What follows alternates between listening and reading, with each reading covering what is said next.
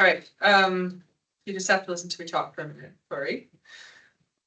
I will start by reading our land acknowledgement. The town of Diamond Valley acknowledges the traditional territories of the people of the Treaty 7 region in southern Alberta, which includes Blackfoot Confederacy members Siksika, Piikani, and the Kainai First Nations, the Stoney Nakoda, Bearpaw, Chiniki, and Wesley First Nations, the Dene of Tsuut'ina First Nations, the Métis Nation Region 3, and all those that made Treaty 7 lands their home. So, called to order at 5:30. Consent agenda time. I get approval for that. Yeah, I'm looking at you guys. Yeah, I can give it 20. All right, no discussion on anything? All right, Looks good. No, Cindy motions to accept the consent agenda as is. All in favor? That's everybody. happy with the bikes. Yeah, looks good. Yeah. Looks really good. So you do want to take that off? No, I Oh. just wanted to mention that. All right, and then we're ready for close. Give you that. Thank you, Brendan. All in favor? Oh, You adopt the regular first, please. Oh, and then we're going to accept the entirety of the agenda, post consent agenda. Who would like to do that? Hazel loves to do that. All right, all in favor? Mhm. And now Brendan has said he will make a motion to go closed. All those in favor? Mhm. None opposed. We're in close now at 5:32.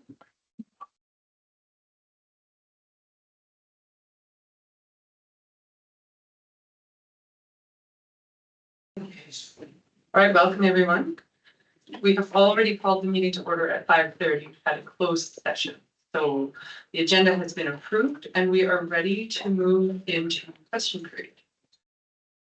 I will ask our CEO, did we receive any questions? No questions, Chair. Thank you. And is there anyone here who would like to ask a question of the council? That's good, because I forget the procedure on how to do that. So I will close question period at 6:30, open and close.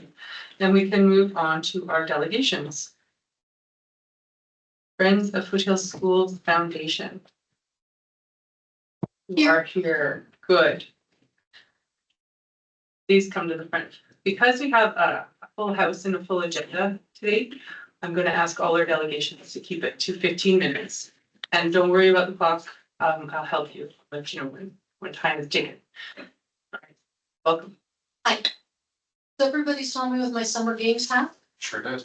That's not been retired. And just to let you know, I am working for the Friends of Foothills Schools Foundation. So what it is, do I have control of the clicker? You do. Fantastic. Ernest. I don't know if you does, it's magic. Just shout it out into the world and we'll have. Perfect. So what are we? We are a CRA registered foundation in Alberta Society. It's been 2.5 years that the Foothills School Division has been working on the foundation. Finally got their, can't say food together, but they did. And I was hired in February to work on the administrative processes. So put to board positions, different job roles and responsibilities, get the accounting processes in place. Set the terms of reference, and begin to do some fundraising to set that type of policy.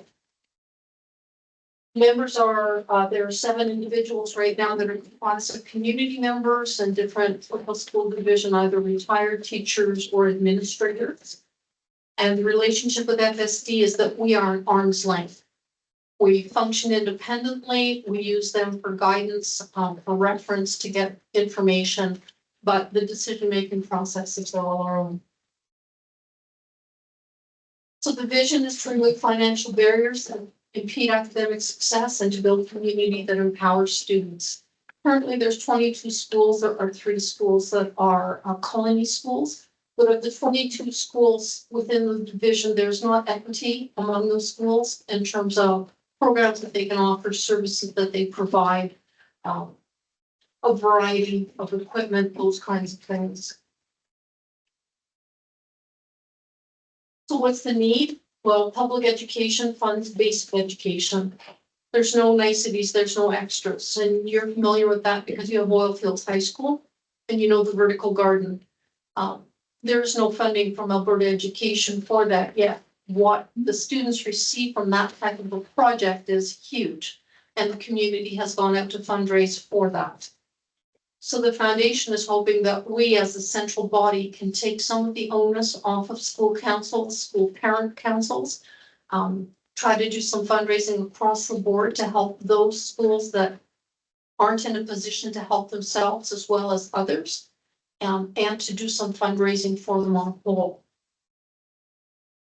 Input from school councils. Part of when I came on board was, it's great to say you have a foundation. It's great to say that you're going to do these things, but if you don't know why you're doing it and what is needed, it's mute. So we went out to all 22 different schools and we did presentations and we got their feedback. So I'm just going to, because I've just put them all together. Primarily technology is one of the areas. Chromebooks are not paid for, tablets and computers, they're all the responsibility of individual schools. Yet Alberta education mandates that we teach technology to our students. Within last week, there were 200 Chromebooks that went the way of the dodo. So those need to be replaced. The current ratio for Chromebooks to students is 3 students per Chromebook on a classroom of 30 kids. There were 10 Chromebooks available, and they're administered usually through a learning center. So kids don't get to take those things home. They have to use them within the school. Other things that are extracurricular activities or things that some of the parent councils are calling additional enhancements to learning opportunities. So how do you get a school get a student interested in school when all you're teaching are core or basics? So some of these teachers are coming up with, we would like to do video. We would like to get kids engaged in taking the video, filming, coming back in. They currently don't have the money to buy film, the recorders or things like that. Some of the bands don't have money to replace band equipment. That's the kinds of things that are coming up with parent council. That's what they're fundraising for. And here's what the foundation is hoping that over time we'll be able to help with. We have 3 pillars that we're looking at. Our first is enhanced learning supports. If you give the kids the right tools to work with, hopefully they will be successful. We know that mental health, technology, and psychoeducational assessments right now are 3 areas that the school division is focusing on. Emergency relief for families. We have a number of individuals coming to schools that aren't dressed appropriately in the winter. They don't have jackets. They don't have boots. Some of them don't have money for bus transportation. A lot of them can't take in some of the events because they can't pay fees for transportation. So that's part of what emergency relief is there for. And empowering flourishing communities, that's exactly what your vertical garden is. It's giving the kids the opportunity to bridge that theory practice gap. Here's what we have in theory. Here's how you kids can make it happen. Those kinds of programs that we're looking at are more on the probably the trades side of things, getting the kids more involved in welding and shop, beauty culture, giving them the opportunities to experience those things firsthand, but it also means you have to have the equipment to do that. Please. There's 2 aspects. There's fund development, there's fundraising. Right now, we're in the fundraising mode because we need some money. Once we have the money, then you can look at fund development. It's how you invest those funds moving forward. It's how we can go for large donor. I have a asking right now to the Calgary Foundation for a literacy program. The Red Deer Board Foundation. They have a literacy program that's been going on for 16 years. It costs them $100,000 and it serves 64 students. They come in at 8:30 in the morning. They leave 3:30 in the afternoon. They get intense literacy, vocabulary, comprehension, word in the morning. They're given breakfast, they're given lunch, they're given a snack. And then in the afternoon, they have an application of what they've been taught in that morning. The application could be going into a kitchen, could be taking a recipe, measuring, because literacy and numeracy are very closely associated. It's making that food and then they consume the food, and the teaching aspect of it is the culture around what it is they're consuming. So there is an opportunity for literacy all through that. How they decide who attends this camp is that we know that children in grade 3, if they cannot read at a grade 3 level by the time they grade out, their chances of completing school 4 times they will leave. You combine that with, I don't want to say poverty, but with extenuating financial concern, they are 9 times more likely to dump out school or to quit. If we look at poverty rates, we know that in Okotoks, it is 8.8% poverty. That affects 250 students in the Foothill School Division. If we look at poverty in Diamond Valley, in High River, it's 13.8%. That affects 200 students in Foothill School Division. And we know that in Diamond Valley, Longview, Haley, Blackie, what Stats Canada has told us is that rate of poverty is up significantly, over 13.8%, but they couldn't give me exact numbers. So we have some kids in some crunch situations. We're looking at grants, endowments, donations, and lottery funds. If you've got an idea for fundraising, please call me. I'll give it a kick at the can. Our long-term goals, we'd like to be sustainable within 5 years. We want to work collaboratively with our current councils. We don't want to compete with them. We know that donor dollars are very scarce. We know that it's a very competitive environment to be in right now. But we want to work with our community leaders, our organizations, and our government to see how we can best use the limited dollars that we do have and put them towards some quality opportunities for our kids. What have we done so far? So since I've been on in February, we've done the 22 school council meetings, we've done picnic with the group at St. George Lake Park, we've done the Children's Festival, we're doing media interviews, Western Wheel, High River Times. We're having fundraising golf tournament on August the 20th. And I'm going out to each of the municipal governments doing delegations as a way to try to tell you what we are, make you aware, and hopefully gain some support. That's our website. That's how you can contact me, and that's the number. If you've got any questions, and I'm in my 15 minutes. Or You most certainly are. You've not even broken 10 yet, so you just finish up. Councilor Holiday. Yeah, just curious, you mentioned initially FSD needing to help you out on some things. Whose idea was this foundation and who initially started? My experience with the foundation, Chris Sazy, who is the superintendent, when he came on board from Montreal, he was familiar with the foundation, and it was his idea. Then Larry Albrecht, Fred Woods, Michael McLean, Drew Chipman. Those were John Evans on the board of trustees, Teresa. Yeah. They're the ones who put their heads together to bang out what this would look like. Only other thing, I love the ed psych assessments that you're doing that, because I hear that all the time. Parents can't afford it and they can't get the help for their kids without those. So super happy. I would be curious if you'd ever help them with vape detectors, because that's a huge need in schools and they're super expensive right now. So, Thank you. but thank you for your work. That's great. We're trying. Any other questions you might like, John? Councilor Martin. Do you qualify for FCSS funding, like especially for your emergency relief, pardon me? Some individual schools have applied for it, yes. Will you be applying for to Diamond Valley?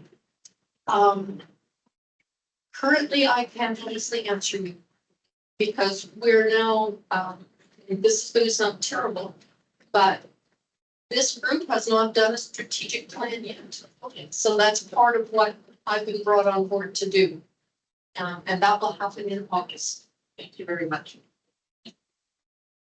Councilor Johnson. And it is a group with all volunteers. Yes, Yes, so, except for me. yeah, okay, thank you. I got paid for 1 hour and I put in 6. You know what that's like. Yeah.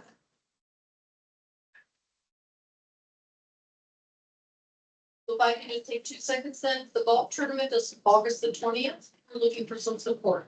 Donation, of course, to come out and golf, something for the auction table, whatever. It would be appreciated. Now that I know he has legs, he can well hit in the summer games.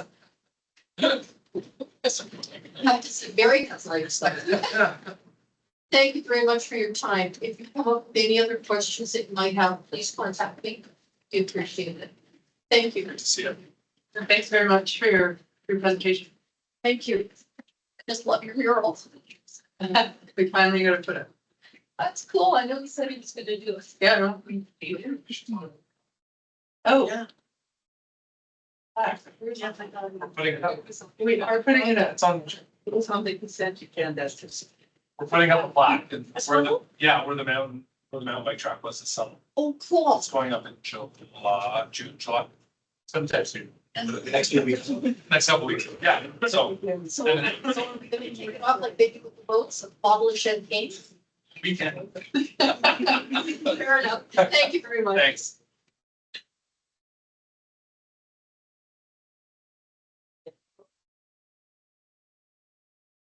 All right, very good. So we have our next delegation. Pardon me? Is everyone comfortable with the HVAC? That we're quite right? Chair, we can turn it off for a little bit. Please do. Preparation. Okay, 1 second. Me too.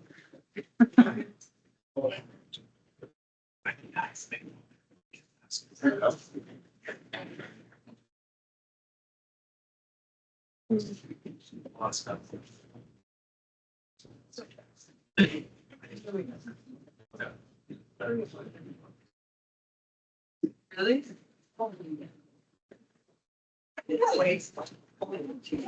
Yeah.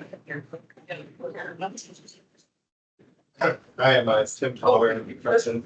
We're gonna sort out the HVAC and then, Okay, You're not on the clock yet. not yet, I've not started the timer. I'm saying, we got 45 to 50. I'm just turning off your mic. Okay. That'd be awesome.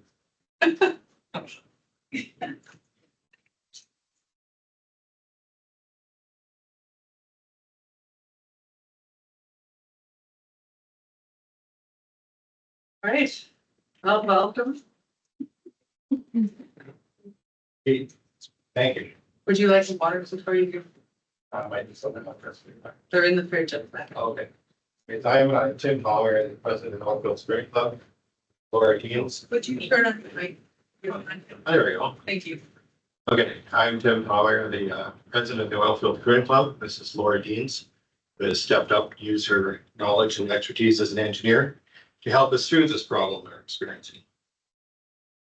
So start out with a bit of background. The club has been at this present location for 27 years. I've known the curling has been a local activity for nearly 100 years in this area, started in 1927, if I'm not mistaken. So we are currently enhancing the building by spending a $25,000 grant we secured from New Horizons to renovate our lounge. We've got some new paint, flooring, tables to complement last year's acquisition of new coolers, adding a commercial dishwasher, and replacing the use of disposable plastic beverage containers with glassware. We also had to replace our aging chairs. These are the bulk of recent improvements we made to the building, but there's a much longer list. What is noteworthy is that the curling club built and has maintained this building without significant outside financial help for the entire 27 years we've been there. So, yeah, so we can go to the next slide is membership. This is important. Pre-COVID, which is not shown in there, we were approximately 150 members. The low numbers you see from the 2021 season, or 2020 to 2021, was due to hesitation regarding the being exposed to COVID and other concerns.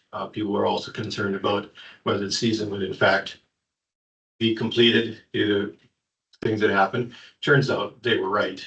We got 1 month in and we were shut down.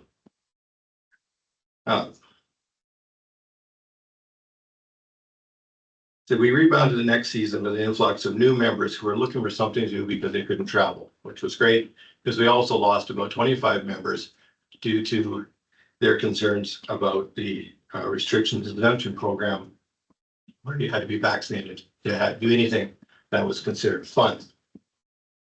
So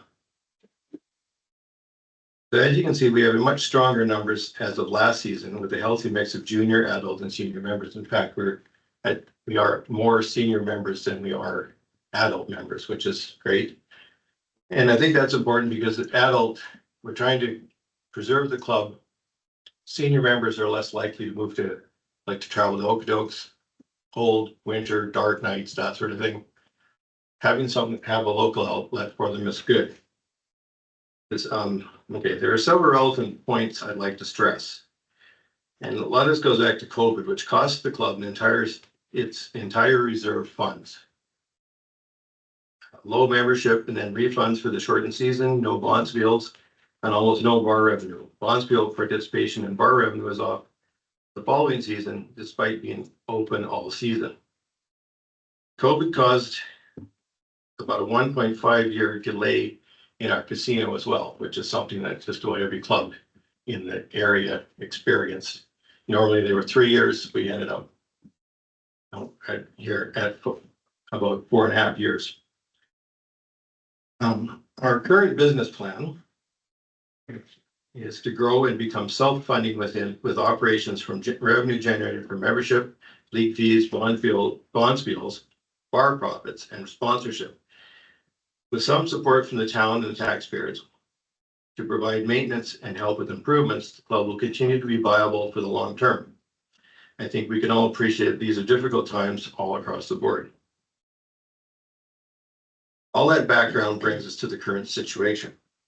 On October 17, 2017, in Fernie, BC, 3 employees tragically died servicing an ammonia chiller.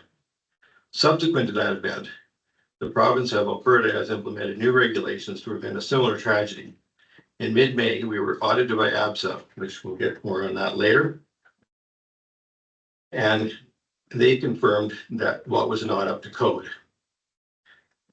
The Oilfields Curling Club fully supports these initiatives that they propose, okay, and has spent the last month meeting with experts and putting together a plan to address these necessary improvements. I cannot stress this enough.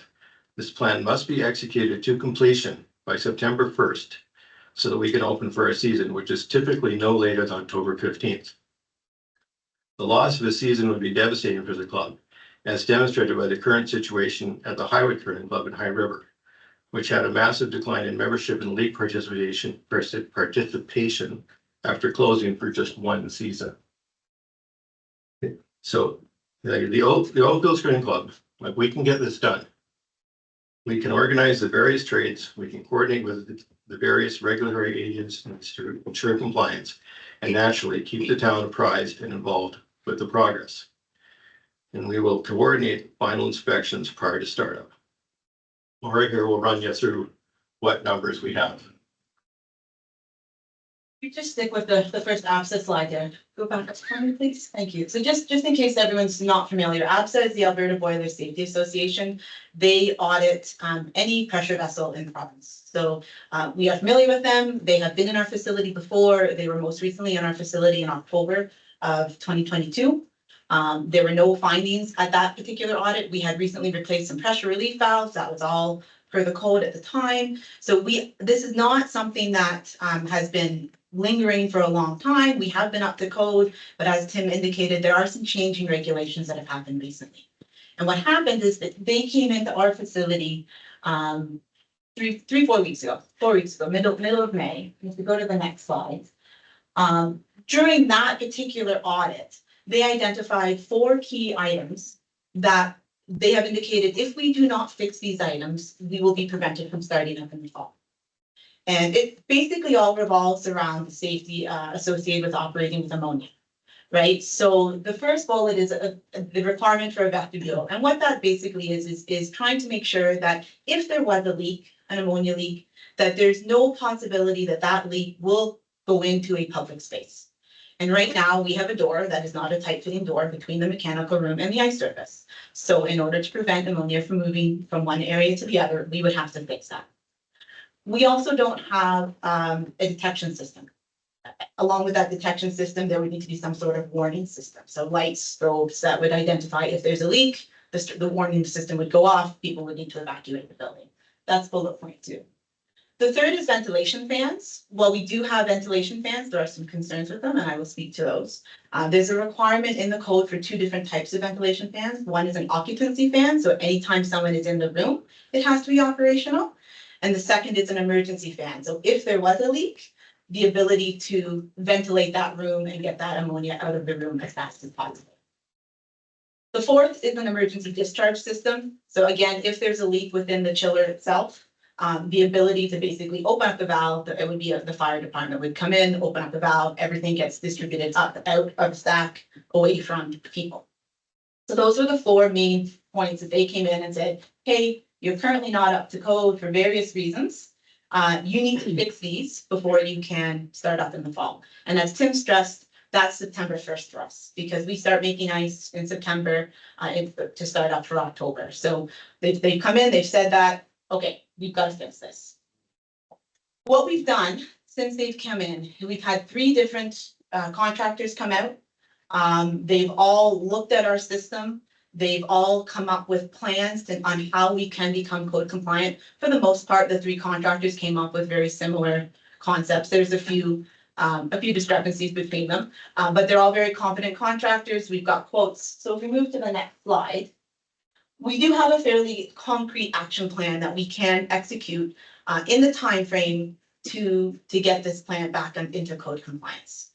So the first 2 line items, one, and rather than putting in the vestibule they've asked for, we're going to actually drywall over that particular door and just leave our current access being outside, which eliminates the concern of ammonia coming into the building. But there is still a couple places where that room happens to be connected to the main ice area, so we have to segregate those particular items. So that's a mechanical sump. And then we also need to make sure that the door that we are going to use as our main access is fenced off. So there'd be some exterior fencing. Those 2 items are smaller items. They're just estimates at this stage. We have some very small quotes from local guys, but that's not the bulk of the work.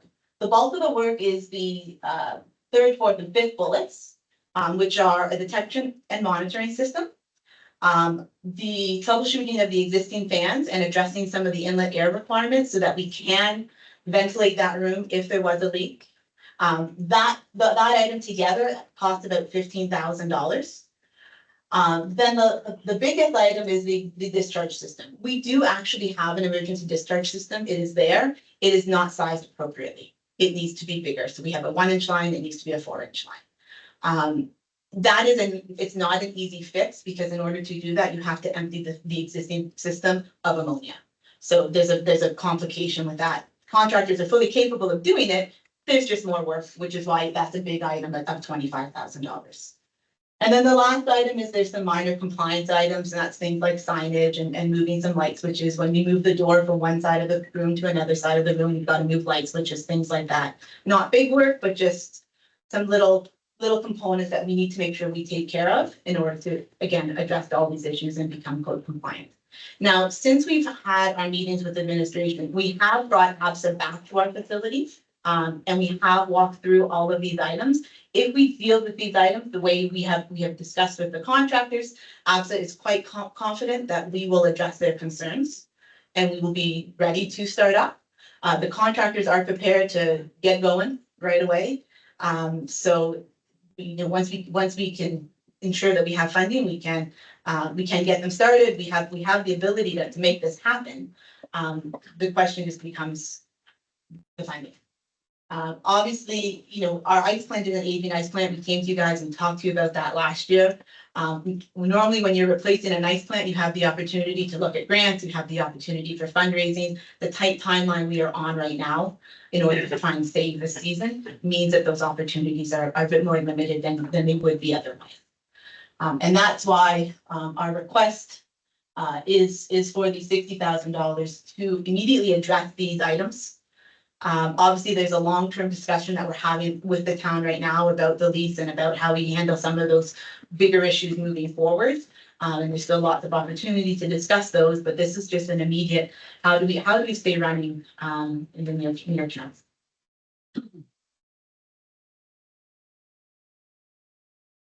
Thank you very much for all that information. It's very helpful. I'm gonna ask council if they have any questions about the presentation. Council Holiday. Yeah, just curious, what percentage of your membership is from the county versus Diamond Valley? Oh, we have that information, but I don't have it handy. It's. I would say that the town of Black Diamond makes up just under half the membership. We have a large membership from the surrounding county, plus a few from High River and a few from Okotoks. I'm thinking we're probably around 40 to 45% are from the town itself.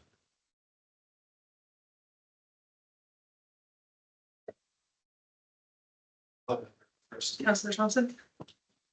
Thanks for and explaining everything that has to be done, and I fully support the grant money. One question is, in your estimates and stuff, is there taxes included in that? No, No, no. so that's just, Correct, yes. so does the club have sufficient funding to add on the taxes that would be payable to this estimate? Yes, we do. Okay. And we would recoup the GST would become an input credit for us. Okay. So it would have to be paid, but then it would go against our when we get all our membership and league fee money, all this GST on that, it would go against that. It would recoup at that point. Right, and I, as I'm a long time curling club member, I curled in the old curling club that when you threw a rock, you were going like this because the ceiling worked so bad. But to build the existing curling rink, the fundraising that was completed for that was just for the audience's sake. It was a fundraising group that put that together, and we received some funding from the town of Turner Valley at the time, and the contribution from the town of Black Diamond, of course, is the land that we were sitting on. But the rest of it was done simply with fundraising and volunteer hours. And it was a lot of money we raised. And it was not just the Diamond Valley residents, it was the county, it was Red Deer Lake, it was Pritis, it was people as far as Bragg Creek that fundraised for that and put money into it. And those people still, to this day, some of them are still curling and they pay their memberships. So again, I'm fully in support of this. I'd like to see, I don't know if you could get it done by September 1st. I would hope that you could, but I think that even if you have to postpone opening, I think it'll still be not a bad thing because at least we'll be open for some of the season. And I think to have it not open would be disastrous for the club. So that's. We're pretty confident that we can do it for the September 1st. There's not, we don't have a lot of long lead items or anything that from a procurement standpoint is gonna cause us grief. It's basically just get in there and do the work. So once we can give them the go ahead, they're ready to go. Just one more. And for the replacement of the plant, I would hope that the club would again, and I know that they will, would put together a fundraising committee to start raising money for that plant. And hopefully in cooperation with the town so that it's not fully left onto the club, because I know from in 27 years, I think our club has put $1 million worth of work into the club, aside from getting it built. So I would hope that we'll be moving forward cooperatively to keep our club going. one of the helpful items of this is it actually introduced me to a lot of the contractors who specialize in the ice plant field, and there's a couple that are. I think we need to start talking to them about feasibility studies in terms of what's the best, trade, we need a trade-off study in terms of what's the best way to move forward. For a replacement plan, so once we get this dealt with, I think there's some definitely some places and steps to take to start looking at that. And so Kelly, did you, the question? That's just a quick question. Given that you guys have operated this, significantly on your own for so many years, has there been any consideration to go to the foothills and ask them for funds as well, given that the membership outside of Diamond Valley is so high?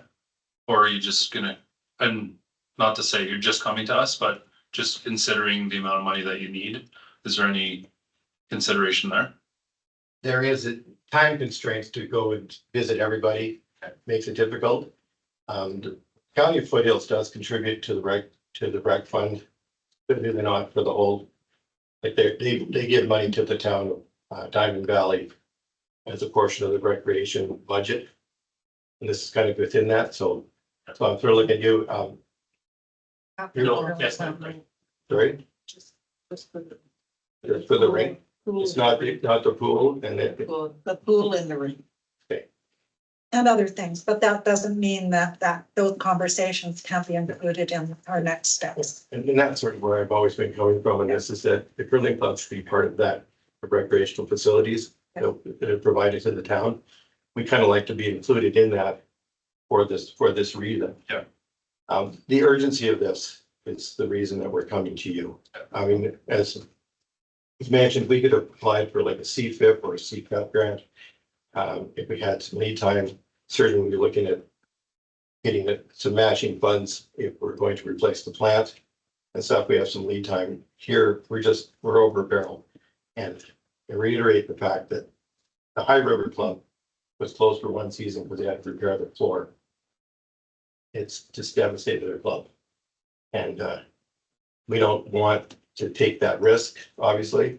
And we want to continue providing the recreational outlet for people of like, we're hoping to grow by another 10, 15, 20 members this year and continue that growth. It's been quite good over the last few years, and we don't want anything to impede that. Especially the junior program. The junior program's really been an up and coming starter there, and you lose a season with juniors. You guys all know how kids, they find something new pretty quick, right? So we've got 20 kids that have been coming to our junior program, and we don't want to lose that. Plus the high school, plus the Clarion. Rents the place for a whole week, but he puts all their kids through it. So, No, my daughter goes, it loves it. Right? good. It's the future of our club. Thank you. Yes, thank you. Any more questions from council? Well, thank you very much for your presentation, and 7.3A is actually hard for council on this one. Thank you. We have one more delegation to present this evening.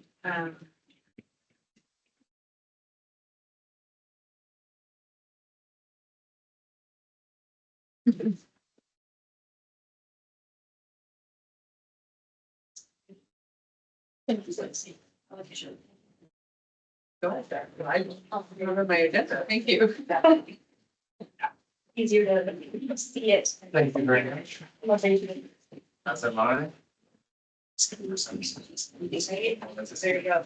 And we say we self. We're gonna go through that part, but it's have the ball. Is one there? Do that? You're gonna add someone. Councilor Thompson, just we'd like to just pass that over when you're done. It's done.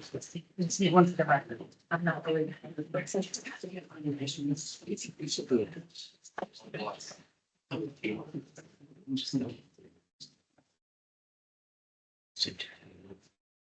Right, so we're ready.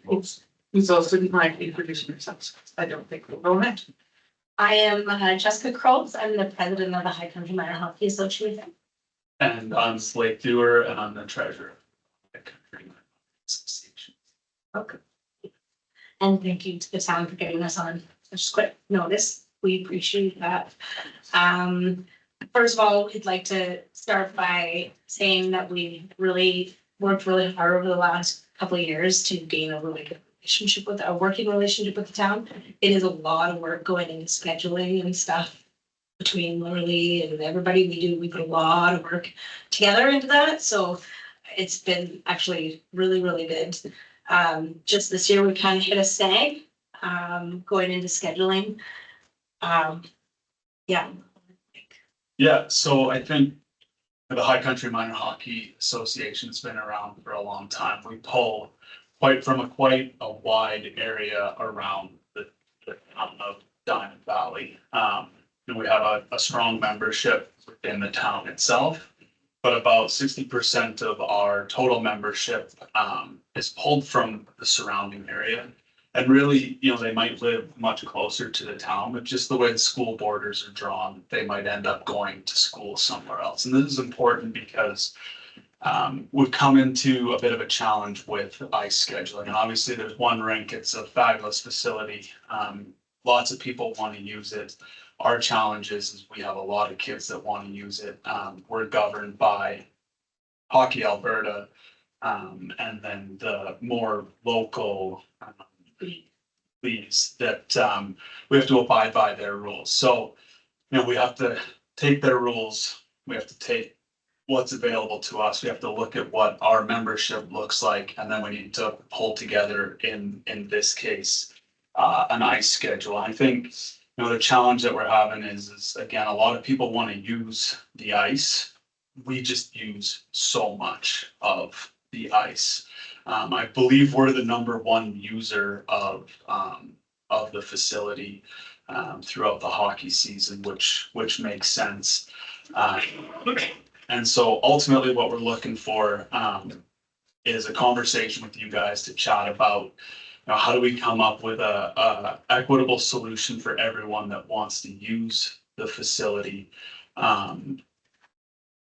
that allows us flexibility to get kids on the ice at a reasonable time and then off the ice at a reasonable time, while also being considerate of other users. I think it's important to note that, we've worked, to Jessica's point, we've worked really hard to navigate this outside coming and having this conversation with you guys. We've tried to be flexible and, when we start, when we finish.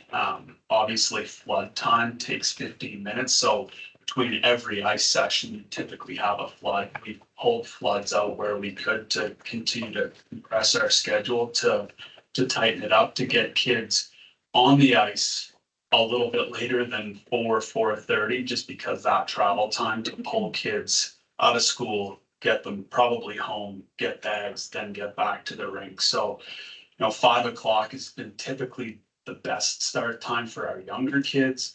And then getting our older kids off the ice at a reasonable time is also a challenge. And so, we've worked with the rink, we've worked with the skating club, we've worked with the men's leagues that use the facility to try to find a solution without having to come to you guys. We've been unable to do that. I think what we're asking for is the option to have the men's league pushed back by a half an hour, to just give us a bit of a buffer and allow us to slide our last ice time in without having to sacrifice either all of the floods or start so early that we won't be able to get kids to the rink on time. I think when we think about getting kids on the ice, probably the thing that we focus the most on is the diversity, the equity, the equality of availability, getting kids down to the rink. It's important that, when the family signs up, that they're getting a nice time that they can make. I think part of our other challenge is we have families that are signing up, and we actually have really strong registration, particularly in our younger age group, which has been a challenge in the past. And that's the age group that ends up bumping up typically on that super early start time. And then we also have very strong registration in our U15, 16 to 18, that 3-year window there.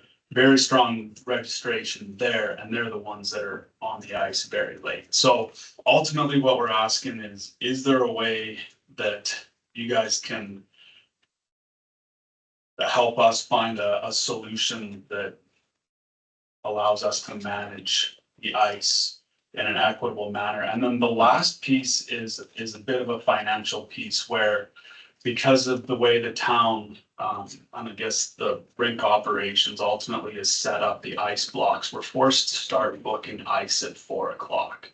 And typically we don't get kids on the ice until 4:30 and sometimes even later than that. And we're forced to pay for that ice knowing that we're never going to use it. And so, when we go back and talk to families at the end of the year, the end of the season, and have to talk about how we used our money, going back and telling them that, oh, by the way, we burned a couple of grand of the association's money on ice that we knew we were never going to use. That's a challenging conversation for us to have.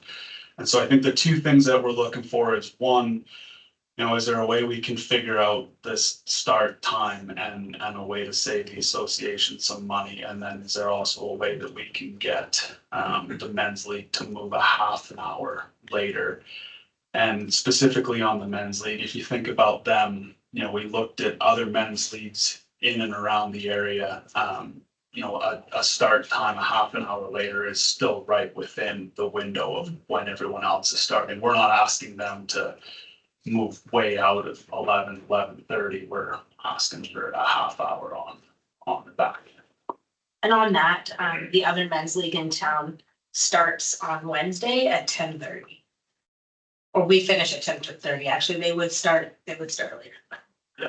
Oh, no, they start at 10:30, sorry, on the Wednesday. So the men's league on Thursday night has been around for 30 years. I can appreciate that. And their start time is usually 9:30. Again, as a growing community, growing association, growing all over, we've worked hand in hand with the Foothill Skating Club, trying to be like, okay, so where do you guys need till? Okay, they need this much. Okay, we'll move down here because we're on the late. We have so many teams. We have to go later in the evening. So the Foothill Skating Club starts early and gets the days that they need, and then we can usually compress and move around our schedule a little bit to help them so that they can fit in. And the men's league on Wednesday had no problem moving later, but the men's league on Thursday is pretty set on a hard no start time of 9:30, moving to that 10 o'clock start time.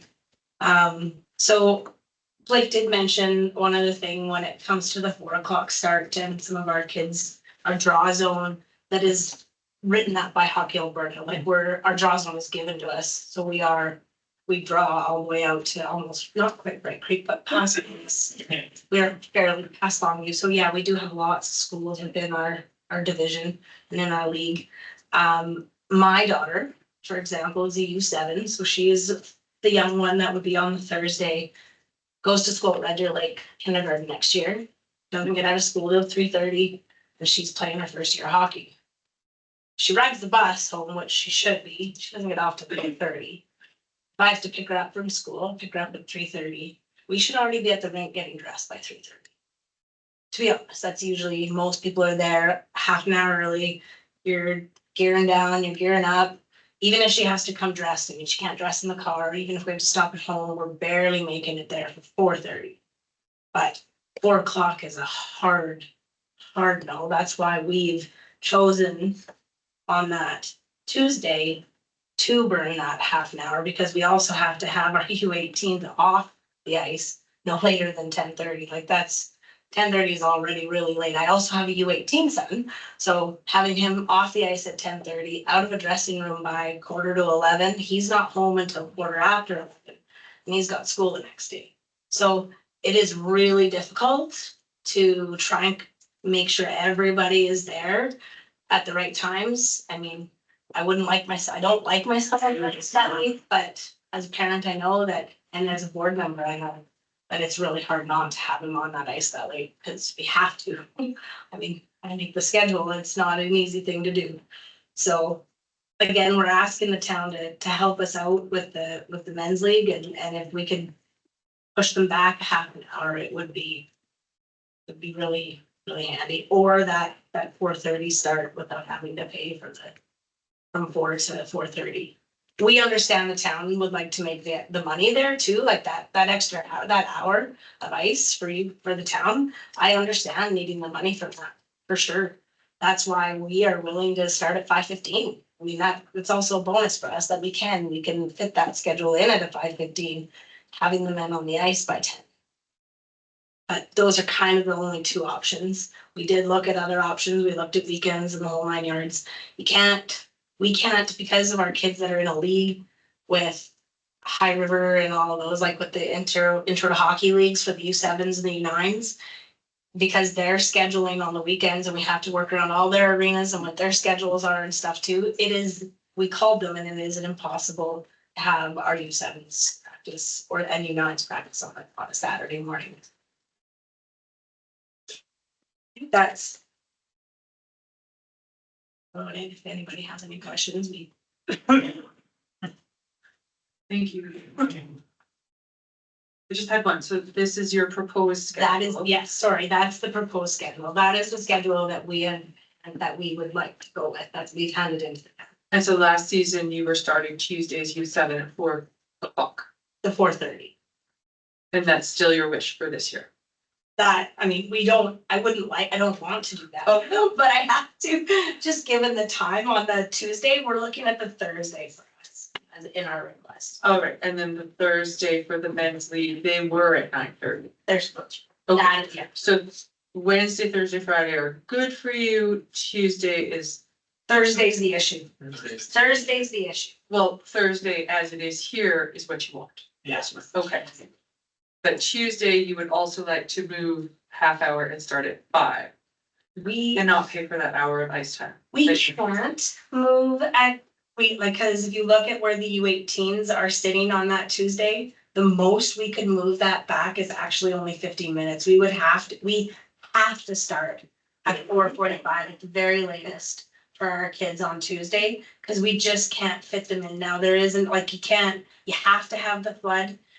Another thing is we have 3 U18 teams this year, which is, I mean, 3 years ago, we didn't have a U18 team for, I don't know how many years. About 3 preceding that. Yeah.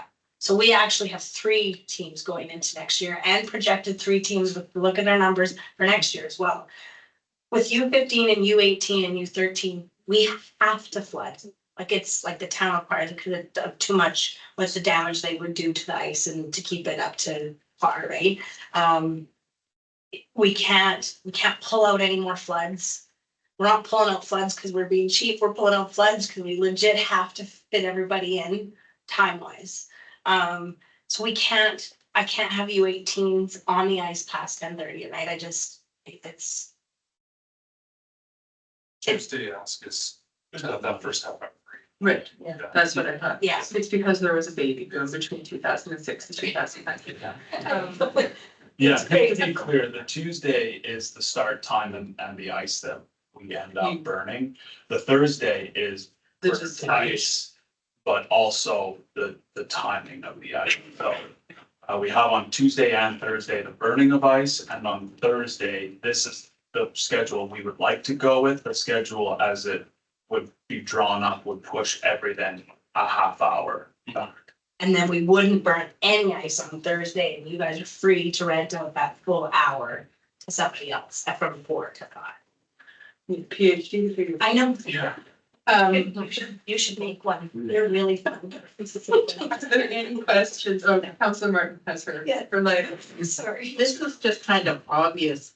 You have nothing on Monday night. Could the men's move to a Monday night? No. It's written in stone. They're a hard no move. Yeah, they're a hard no move. Sorry, we tried. We've tried every which way. So last year we were like, oh, if we give them an earlier time and, well, they like it, they can see that there's earlier time on Monday and they're a hard no move. So what is their What is their time? Is it, They're technically 9:30 PM on Thursday night. That men's league has been there for 30 years. and they're not moving? They are not moving. And how about the other men's? They moved. They move. They basically said, you tell us what your schedule is and we'll just go whenever you're done. Okay, thank you. They can swing night. Council Holiday. Yeah, so is there not the same burn issue on Friday or are the rules different on Fridays? What do you mean For for, 4 to 5 o'clock burn, thing um, that you say is a problem. so we're not using we aren't using the 4 o'clock ice on Friday. That's for the town to be able to use. We're starting at 5:15. So they're making you do it on a Thursday, but not on start at 4 on Thursday, but not on the Friday. That's my question. If we want to start at 4:30, we have to buy that preceding half. Oh, it's because it's by the half. It's Okay, by the. By the half. it's by the hour. Yes. That's right. So any half hour start, you have to buy the We full have to buy the hour. full hour. And then we basically buy blocks, so we also pay for floods. So we're buying a block of ice. And then if there's a flood in there, we are paying for the floods as well, just because the way the ice is allocated, which at the end of the day, probably makes sense, it's pretty normal. But it is because that anything that starts on the half hour, you have to buy that preceding. Is it, And I will be clear, so on the Friday, we could have whatever we wanted to. The men's league would start as late as they need to. The only thing is like, we are also, because of Cal is our league that we play under from U11 to U18. Now we have to give Cal so many blocks of ice to use for so many teams. Now, when we give them so many blocks of ice, like Cal will see that we can have games from 6:45 to 9 on a Friday and whatever, how many hours we have on Saturday and Sunday. Per team needs a certain amount of ice per weekend. So Friday is like, it's a week, considered a weekend. That's when games start. It's a no-go for practice times. Like we're squishing in our U7s there. and is it not possible to get rid of the flood time between U18B and A on the Thursday? Not allowed to. You're not allowed to. Destroy the ice. Yeah, Once we Yeah. start chewing it up, they can't recover it. they don't even like us doing it between the U7s, U9s. Like last year, we were allowed for U11 to U13 and it's not ideal. Especially given the current state of. Yeah. Facility. Like we Yeah, were, it's bad. they gave us the grace between U13B on Monday and U15. Right. And they let us not have a flood there. Cause we have to flood after the skating club. Yeah, and I mean, our projected numbers right now, U7, we're saying on this sheet that there's only one team. We have the most U7s going into registration than we've ever had. Like, last year we had 6 starting at this point, and right now I have 13. So there is a good chance I hit 18, and as soon as you hit 18, we're gonna have 2 teams. Now I'm gonna have 2 U7 teams and a U9 team all on the ice at the same time, because there's not enough room. And I also we have not taken into consideration on this. If we end up with 2 U15 teams, we're sitting at 15 registrations right now. If by chance we have 5 more, then I need 2 teams at U15. Now I'm gonna have to start moving things around and find within the ice that we've already are asking for to fit all those teams in. Because one of the things that is a benefit and a luxury for our association, and one of the things that draws people into us, is that we have set times all week, all year. Everybody knows that if my kid starts at 4:30 on a Tuesday and 4:30 on a Thursday, it's gonna be the same all year round. And they also know that at the older ages, usually from U13 down, U13, U15, U18, they don't share ice, which is a bonus, as if you end up with 20 some U15s on an ice at once, can be mass chaos. All right, Councillor Thompson, and then hopefully we don't have. to- Well, it's wonderful that the club is growing. Yes. That shows that our town is actually attracting more players and the county, of course. But being the devil's advocate here for not the men's team, but for it's interesting to me that a men's league refuses to move when the minor hockey league is pretty much paying for a lot more, right? It's just it just is interesting to me that those boys should pull up their pants and let's take their 10 o'clock ice time. I appreciate that. My feelings are mutual. Are there any other questions from council on this delegation? Yes, Councilor. Yeah, I don't want to get into operations here that's really our team's responsibility, but a question for the CAO, if I may. How can we best handle this to make sure that there is a point of agreement and to reduce the conflict? Yeah, thanks, Chair. So the report provides options. So your ice demand exceeds your supply. So administration's recommendation is to rewrite the policy. So you bump men's league and you give it to the children. There you go. Thank you. So, I think we're good. Yeah. And then we are going to have discussion on our delegations shortly after this. We appreciate your time. Thank you We so much. appreciate yours. Thank you.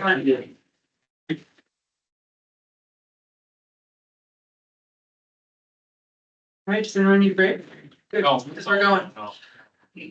All right, so motions arising from delegation. Councillor Kelly If has I can one. jump. Absolutely, just make your motion. I'd like to make one for the golf tournament. Yeah, if we could get a gift basket together for that, yes. If we could hold off on that, we're actually prepping an item for your July meeting. Oh, cool. For me? No, regarding the tornadoes. Yeah. No, that's a good. Probably a community sport event. Okay, we'll hold off on that. Got you. All right.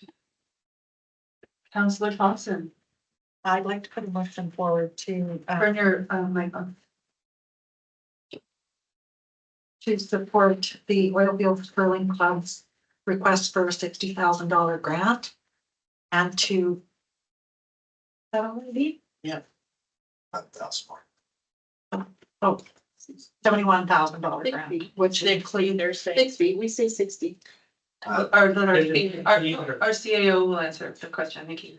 Yeah, Chair, if they thank you. So if they want to keep it to 60, the outstanding amount still belonging to the town is 22,000. So we can handle that separately then.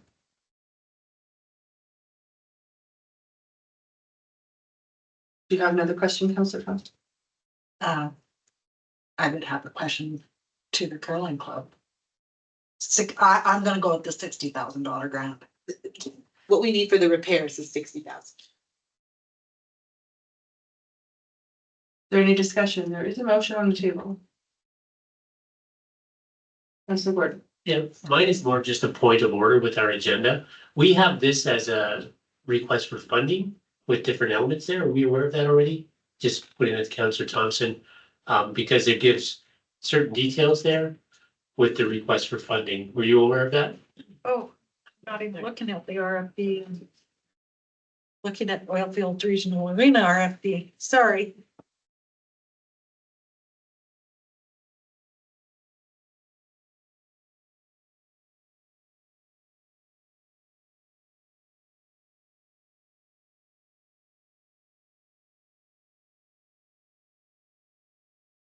Do you find it?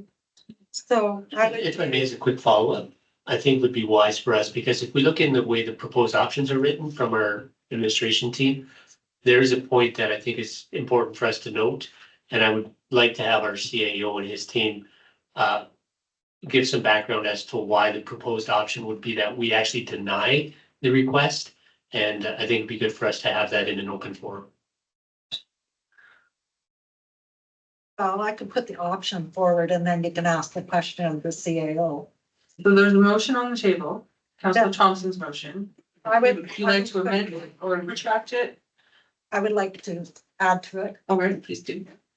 that council approved the grant request in the amount of $60,000 to the Oilfields Curling Club in order to make the necessary repairs to the ice plant and surrounding infrastructure to gain OHS regulation compliance in order to open for the 24-25 curling season, and that council authorizes the grant amount to be withdrawn from the operating reserve with the same amount added to the 2025 base budget to be placed back into the operating reserve in 2025. And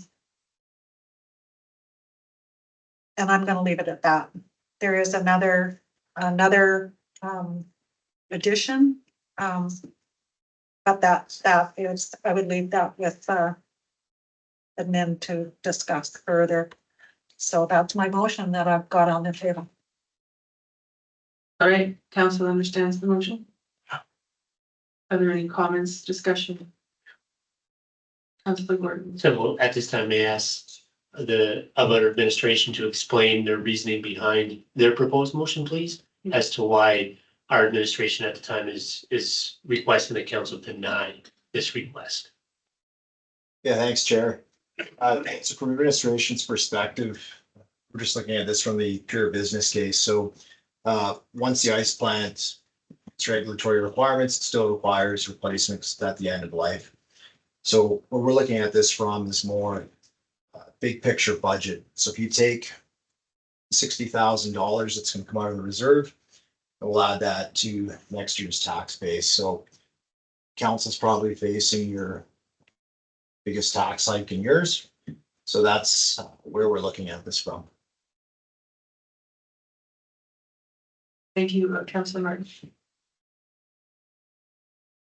So CAO, Davey, you're saying it has to come out of the operating reserves? So back in 2022, the town of Turner Valley Council at the time was faced basically with the same dilemma. That we had to replace the intake and the liner at the pool. And we used MSI funding. So can we not use LGFF funding for this? So my understanding right now, Chair, is this is what we have left. So we can use our reserves. We could certainly look at a carry forward for next year, but ultimately this is all just a shell game. We don't have the money to support a lot of these items, and ultimately what you'll be faced with is a tax cliff in a few months' time. So you're saying we can't use LGFF for this? I'd have to confirm, like I don't have that in front of me, but right now the funding source we've identified is Research. reserves. I think this is an option, so I'd like for that to be considered. Thank you for your response. Councilor Howland, please. Yeah, can you go into more details about the 60,000 versus like when the ice place gets replaced? Is this all ripped up anyways? Like this whole system that we're putting in for the $60,000, is that not usable under a new ice plant? Yeah, thanks, Chair. Maybe I'll just bring in Mr. Beaton. You can maybe comment a bit on ice plants from our perspective. Yeah, through the chair, thank you. So that $60,000 to bring the current ice mechanical room up to compliance and the plant up to compliance would be functional after. It's not throwaway money for this topic. I think that the challenge that the town currently has with providing or getting involved on an MSI or operating monies is now we're forced to use town procurement policies and procedures, and which is why the proposal would be to donate the money, because then the club could use that money and fast track those contractors, whereas as the municipality would have to go through our procurement policy and they would not meet their deadlines. Thank you, Mr. Beaton. Any other questions? Recalling the motion. Thank you, Councilor. Does administration and the curling club feel confident that the 60,000 would settle this absolutely? Or is this a concern that we might be looking at more monies in a month or two? Yeah, thanks, Chair. I'll turn it back over to Mr. Beaton. I mean, I think the challenge we have is we don't have a grasp of this to the same extent the curling club does. If the club or if the town looked at this, we would do a full facility reassessment. We build this into a multi-year plan. So right now, from our perspective, we're just coming at this a little blind. So hence we thought about a grant because it's just funding source, handing it over to the club. I don't know if Mr. Beaton's got anything to add to that. Yeah, thank you through the chair. So from our perspective, operationally, so we're blind to this as well, because as we amalgamated, lots of things changed. The way that the curling club has operated for decades. I don't understand the relationship between Black Diamond and Curling Club. You know, and I'm not blaming, I'm certainly not pointing fingers at anyone. I don't understand how it operated. So coming into this new, under our municipal liabilities, we're looking at this and we see, you know, things that are certainly grave concerns for liability for the municipality and staff and users. The base just to make this facility operational is the $60,000 to bring us up to just the code requirements. We are aware that life cycling in the facility is near. We've got an old plant. We've got amenities within the building that need to be replaced. Amenities we can patch and piece together. Ice plants, maybe not. We're not sure. But the recommendation from administration is that this facility really needs a deeper feasibility study. So we, as indicated by the Curling Club, just understand sort of the full scope of where we're at. So $60,000 to get us up and running for this year. I would presume that the club's going to do their best to find funding. Presumably the town's going to be involved in some of that request for funding as well. And that's, I guess, the short story. So the plant could run another season, no problems, and or like anything, it may or may not be same. Is it much older than the hockey rink, Craig? It's younger than the hockey rink, Okay, but it's kind of reassuring. yeah. Somewhat. Kind of reassuring. Everybody knows. Thanks, Craig. I'm somewhat younger. Any more questions or comments? Councilor Hodges? I'm completely on the fence on this one, so I'd like more discussion because, or knowing thoughts, because I'm worried that, you know, 45% members from Diamond Valley, but 100% of this cost is coming on Diamond Valley. So we have 70 people from town. It's gonna cost us $60,000. We don't recoup that in property taxes, or it's not fair, because our job is to represent, you know, 5,700 people. But we've never helped the curling club out in any real amount, so that puts me on the fence. I was kind of hoping we could postpone this decision, but it sounds like we need it tonight, so. You're not alone in your sentiments there, but I would hazard a guess that all of our facilities are facing these problems. And I was wondering how soon administration could get a list together of the failings in our capital assets, specifically recreation, but we'll take all. Yeah, thanks, Tara. It's definitely something we want to add to the 25 or 26 work plan, but again, asset management, which is something we haven't done yet, is a pretty hefty price tag too. So that would again come out of next year's reserve or be added to your base budget. When we get a report on our other facilities in the near future. You'd still have to outsource that. Sorry, Councilor Gordon. Yeah, I'm torn on this one as well, because I know it really supports our community and their seniors, especially most of them, I would assume, would be from our community. Because it's a unique funding request regarding a grant, I wonder if we would entertain the idea to find some middle ground here, such as up to a certain amount, we would match dollar for dollar, that which the curling fund is able to raise within the next little while. So instead of the 60,000, they're requesting 60,000. So my thought is we would match dollar for dollar up to 30,000 so that the curling rink would then have to raise $30,000. And we as a town, because it's a grant, would then give them 30,000 to make sure that they could open. Would that be something that council would consider?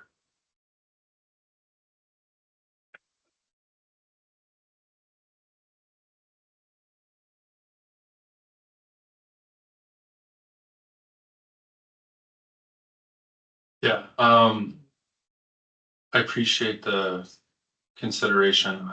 I like the thought process. I would be okay with starting off with 30 and then at least giving them something to work with at the beginning. And then maybe we can continue to discuss this, but if we can get them 30 to start and start the major pieces, then perhaps there can be some fundraising conversations for them. I just don't want to leave it all on them. Like Cindy said, we haven't been huge supporters, the community, not us in general as council, but I'd like to see them get something tonight that where they can at least have a conversation with the contractors and say, we can get moving on some of these big pieces. And maybe in a month, they can come back and see us in July and this is what we've done. This is what we have lined up. You know, have you guys reconsidered another? Or Asa County in the meantime too. Yeah, so I'm in support of supporting them. I'm just not there yet on the dollar amount. Councilor Thompson. I think I'm okay with 30 because I think the club could raise more, but I also want to bring to council's attention that the reason the MD has never contributed to the operating costs is because Black Diamond never contributed to the operating costs. So going forward into the future, we're entering into an agreement with the intermunicipal collaborative framework. Whereas the curling rink is going to come on board for that. So we are going to be supporting, the county will be supporting because that is one of the facilities that would be included in the ICF. Because currently it basically, they support the pool, the library, and the arena for operating costs. But they've never been asked to support the curling club. But even the town, Black Diamond, never supported the curling club. So I'd rather see the 60,000 go to them now, and then they'll start fundraising for the big costs of the $1.5 million to replace the plant and cooperatively work with the town to find grants to fund whatever. So I guess it's up to council to, there's a motion on the table, and so anyway. I have a follow-up question not related to the motion. What am I supposed to do with that? I don't know. I'll ask it and you tell me. So because it's not part of the motion, there is a balance outstanding from the curling club, correct? So I'll ask administration, what in conversations you've had with the curling club regarding the amount that is outstanding for different costs such as the building insurance and seasonal utility costs, what discussions have you had with the curling club to recover those amounts outstanding? Thanks, Chair. So that's, again, where this whole conversation initiated was re-looking at a way to make the lease agreement a bit more, I guess, equitable for the curling club. So right now, the outstanding amount's about $22,000. So that would be part of that conversation in another lease agreement to say, how will that be split? So you have the capital costs, but then we'll have the operating costs of insurance and utilities. Right now, what we're kind of looking at is the town perhaps covering the cost in the off season. But even then, that's, you know, you're looking at about $11,000 on top of that too. So if that's not addressed tonight, administration will obviously discuss that with the curling club. And we bring that back to council to see how you want to fund that as well.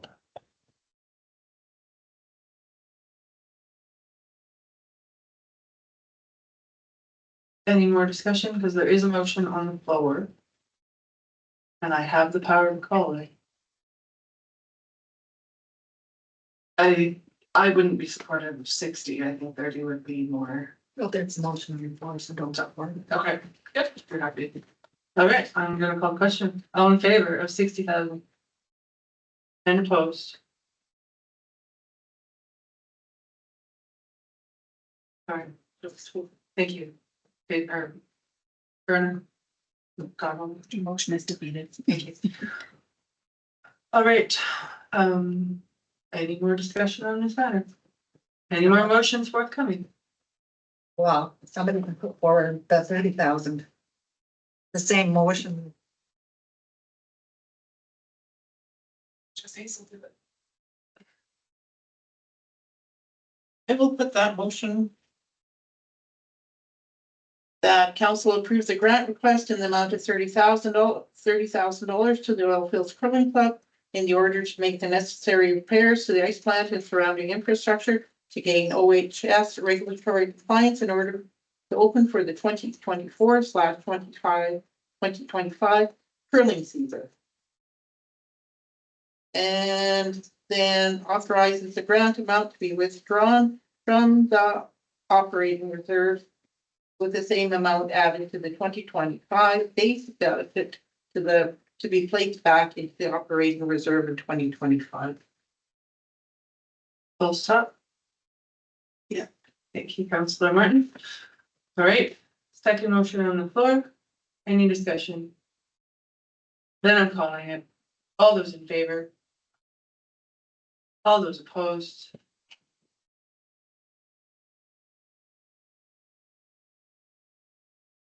Carried. Are there any more motions from council on this matter? Just, it could be a motion if I have a question, if I may. Because we are dealing with this and we're entering ICFs, will this be part of the discussion? Could be added, Chair, that'd be up to committee chairs. Okay, so we would make that motion now, would be up to the committee chairs, or can we make that motion now to connect? Make a motion. Yeah, I'll make that motion that the council directs administration to include the Oil Fields Curling Club and its operation costs as part of the intermunicipal collaborative framework with Foothills County.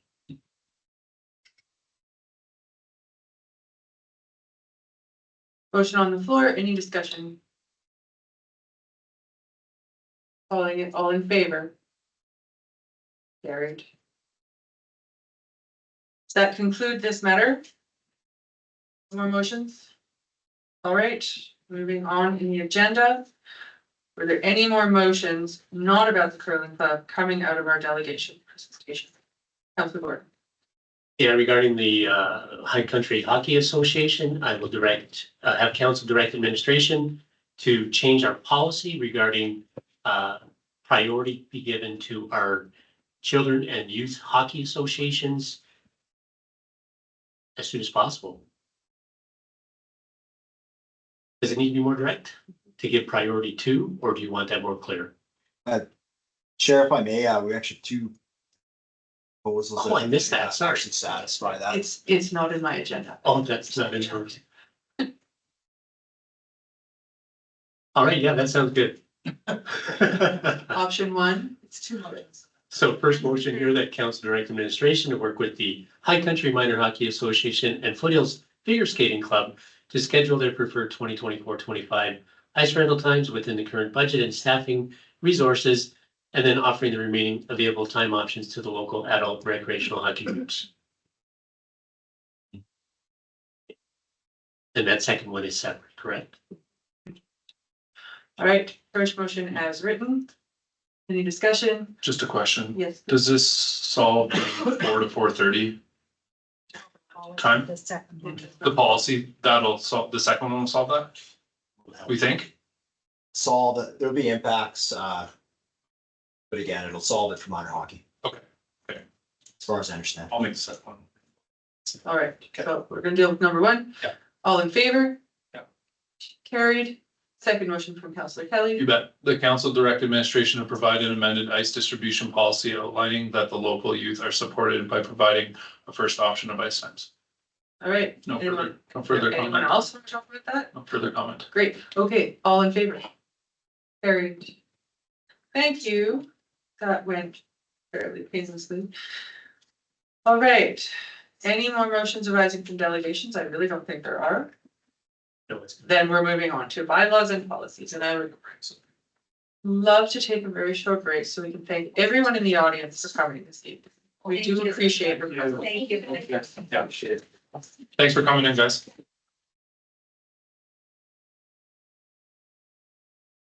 Where we left off, bylaws and policies. 8.1 bylaw 2024-67 amending land use bylaw 2021-06. Thank you, Chair. I'll turn it over to planning.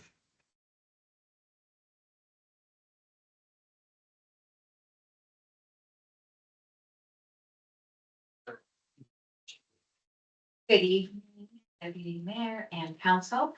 The application before us today is bylaw 2024-67. It proposes to amend the land use bylaw by redistricting a portion, an agriculture parcel to direct control to allow for the future development on these lands, which have been identified as policy review lands under our municipal development plan. And I've provided the quote on page 4, just for the sake of expediency. This proposal is, again, required under the municipal development plan. And the intended use is for a residential development. So in drafting the proposed land use bylaw, we've tried to include the pertinent parts of the R1 designation, but also doing some site-specific stuff to increase the height from 9.1 to 11.75. And additionally, there is not currently municipal access to this parcel. So we're proposing the access comes off of 3rd Avenue Northwest. So for those of you folks that use our municipal pathway, this parcel is on the west side of our pathway going down into the dog park. So we're familiar with the challenges of that pathway and some of the area development. So to the north is the public service lands for the dog park. On the east side is our government road, the pathway access. To the south is the undeveloped road allowance, which is 3rd Avenue Northwest. And then on the west is undeveloped land zoned agriculture and owned by the town. There's just about, basically we've covered all of the categories in our land use bylaw on this one parcel.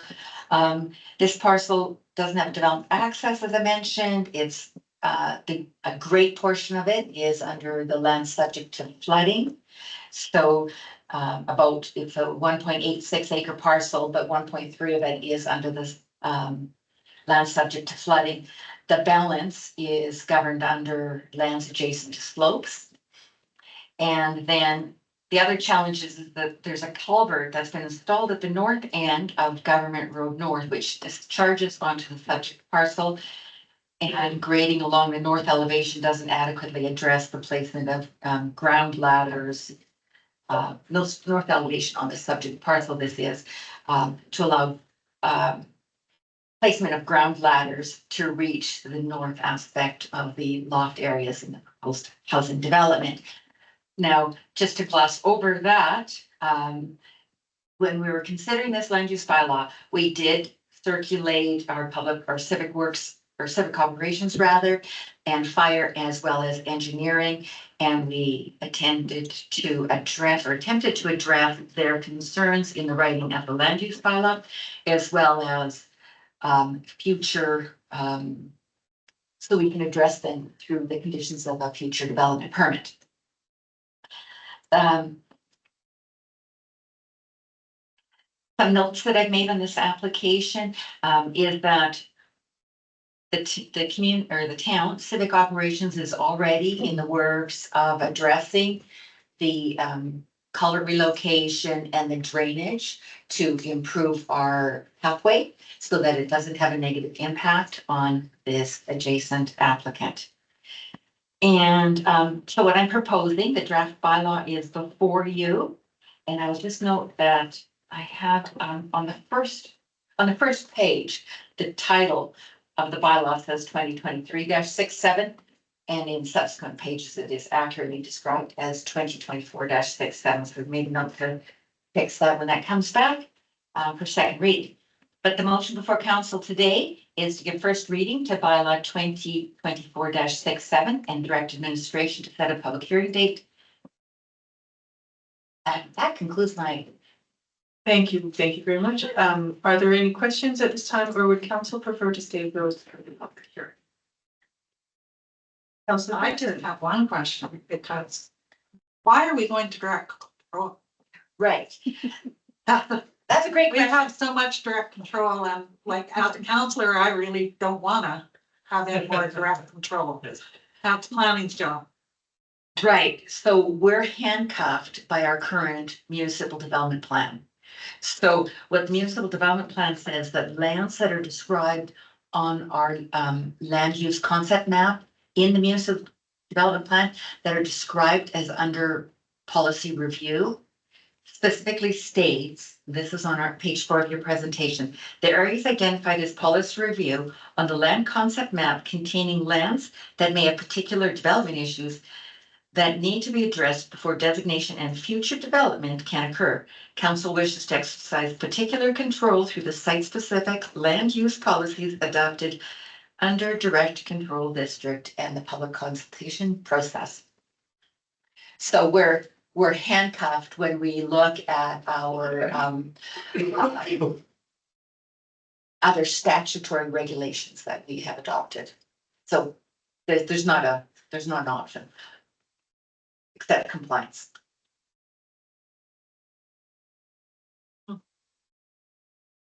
Any further questions? Councilor Martin. Denise, on page 59, item M, number 1, section 4.2, it says the development permits are not required. I'm sorry? On page 59. I don't have the page numbers, so what is the, can you help me on what title? What is the Clause number? Under 1, section 1, And section M, section M, number 1. If I'm aware of where we're at. So because it's a direct control district, there are various sections of the land use bylaw, such as section 4, 6, 8. So all of those just get applied bulk. So the development permits not required would be a small shed. On this parcel would not require a permit. And then just one last question, please, is, can you please confirm whether the developer will be expected to construct a paved roadway from 3rd Avenue Northwest to Government Road or just to their driveway? So, what is currently on the table that the applicant is aware of is that he will be responsible for providing access within the municipal road right of way. And so, and that will be to the town standard, which is deemed, the required town standard. That's where we're at currently. And that's the understanding that the applicant is understanding that that's what he'll have to do. Administration has been considering some other options, but we have not addressed them with the applicant at this time. So That's down the road. correct. Okay, so sounds good. Thank you. I'm there down the road. well done. Councilor Thompson? Oh, Cindy. Oh, I'm sorry, Councilor Allen. Just side curiosity, did you guys prepare the bylaw or did the applicant, the DC bylaw? So the applicant communicated to us what their desire was on the site. And we drafted it to be more fulsome than that. So that we would have, or the landowner would have greater future opportunities. Like he didn't want to have some of the requirements like accessory buildings. He said, no, I don't need any accessory buildings. So I'm just wondering the amount of work it takes because of something silly in our MDP, like the hours to draft a direct control bylaw, these direct control districts are really frustrating as a council. And because the average person owning a property like that would have zero clue on how to do this is what I'm thinking. And this is really just, anyhow, all right, I just wanted to know that, confirm my situation. Yeah, so through the chair, that is what we tried to do, is to make this a little bit more encompassing so that if there are any other future desires, development opportunities on the property, we wouldn't have to come and make another land use bylaw amendment. We could just ask council to approve whatever those conditions, whatever that particular development choice is. But the hope would be that a new MDP just erases the need for this kind of district. Right, or this kind of zoning or a new land use bylaw that we can get rid of these one-off weird situations, right? So that was the intent under the policy review statement, I believe. When they drafted that council at that time was going to come up with some other opportunities for this, but it didn't happen. And then when I was preparing their development permit application, and then you start going through all the presiding legislation, you go, oh, darn. Here's another challenge. This should have been a simple application. You folks would remember that we did bring the slope stability assessment for you folks to accept on this land as well. So it's been since May of 2023, and that's not all on the town because he did ask for some time extensions and such, and he had to prepare some reports. He had to prepare the slope stability, then you had to prepare the NEIS, municipal environmental impact statement report. So, it's kind of rolled on. Yeah. But still unnecessary red tape from an MDP. No comment. No comment from administration on that. Thank you. Are there any more questions or comments from council? I would love a motion. I'd be happy to give it. Thank you, Councilor Kelly. I believe I'm on the right page here. The council give bylaw 2024-67 first reading and direct administration to set a public hearing date. Dave? I'm pretty sure it's carried. I'm just teasing Councilor. Thank you. Thank you, Julie. 8.2 bylaw 2024-73 to amend the land use bylaw. Thank you, Chair. I'll planning again.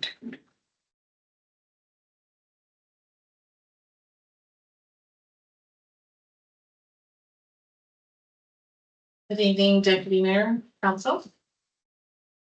So we have before us bylaw 2024-73 to amend the land use bylaw 21-1114. The report is before you. The property noted is 305 Dunham Lane Northwest. Currently listed in the land use bylaw map as an R1, and we are asking to have it redesignated to an R3.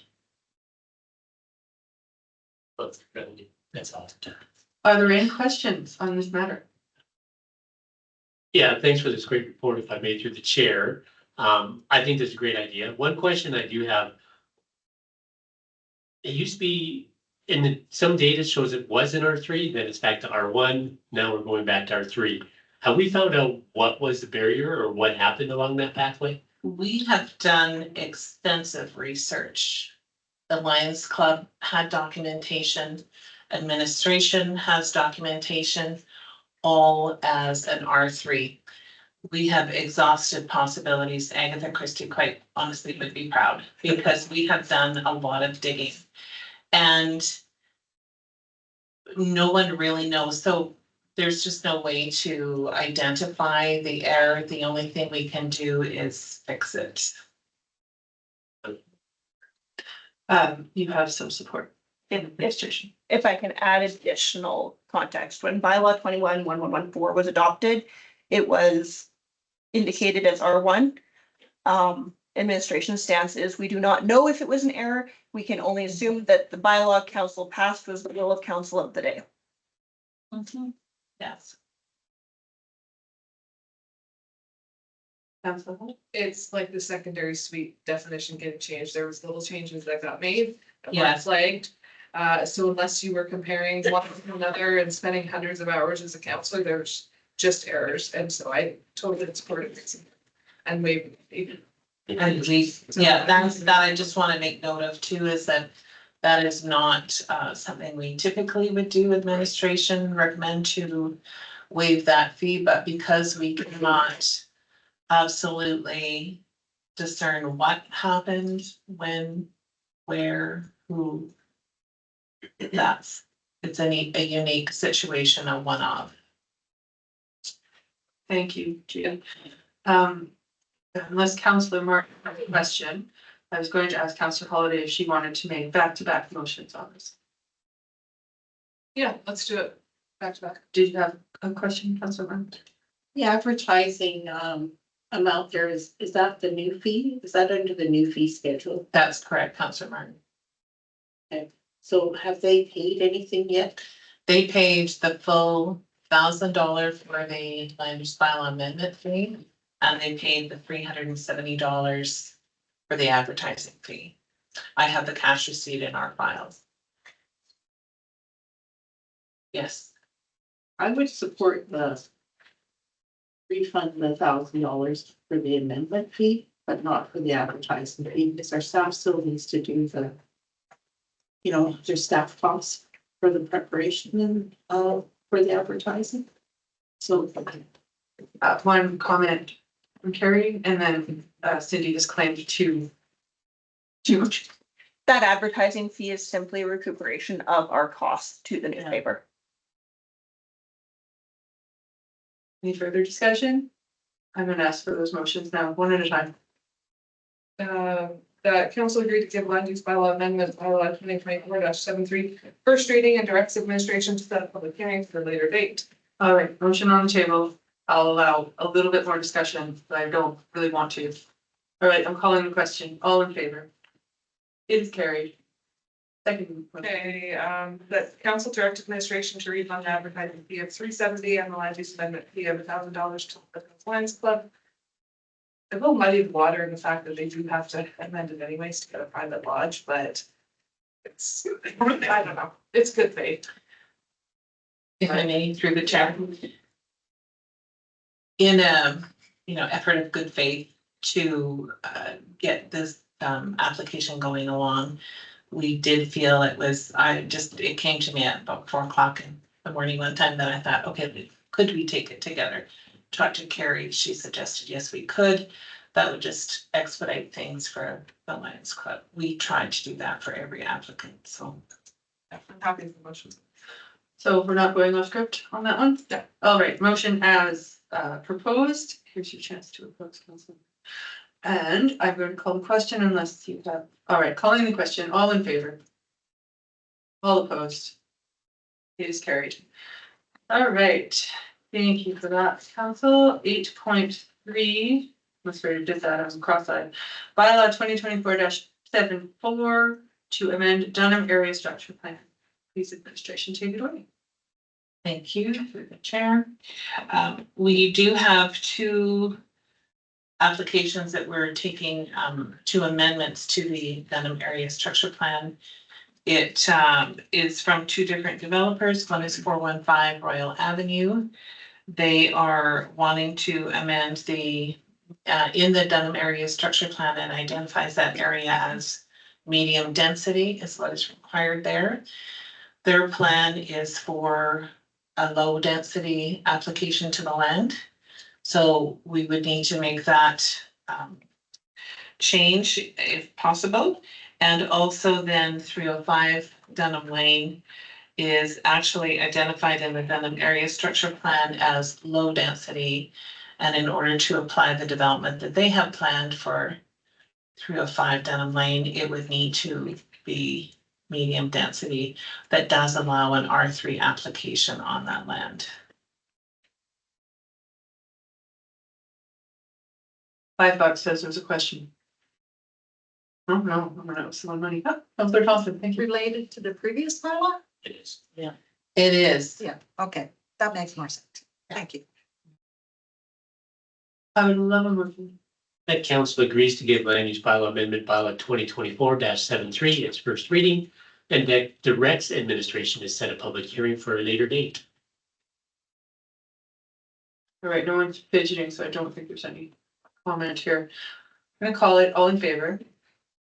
Carried. And any more? Motions, that is. Point of clarification, so would we still in good faith here remove this option 2 that you have, the council direct administration? Is that still attached to this? Refund the advertising fee, or is that? That's a separate, no, that's not a motion with this application, with this final amendment. It's just That was the first one, right? that was the first one. There's, Okay, it's a typo in one. it's a typo in the motion, so Yeah. that's what I it's thought. one bylaw. Yeah, it's Yeah. one bylaw, so it's just give first reading to. Yeah, in my agenda package, page 96 shows it as a separate option, so we're good. Oh, I apologize, that's my error. Yeah, sorry, I was prompting council for no good reason. I apologize. Apologies, Lauren. So you still need option 2? I don't think so. Oh, okay. Unless you really want to, and then we can rescind it. You wanna do that, Councillor Kelly? We'll just move on. I would love to move on. That would double check, was that the right, because I said 2024-73.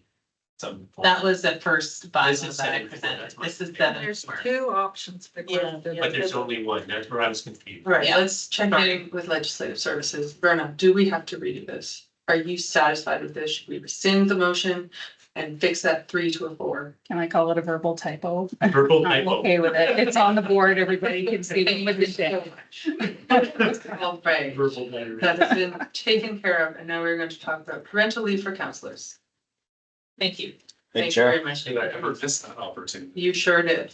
So, Jeez. Who cares? Well, it's not happening anymore.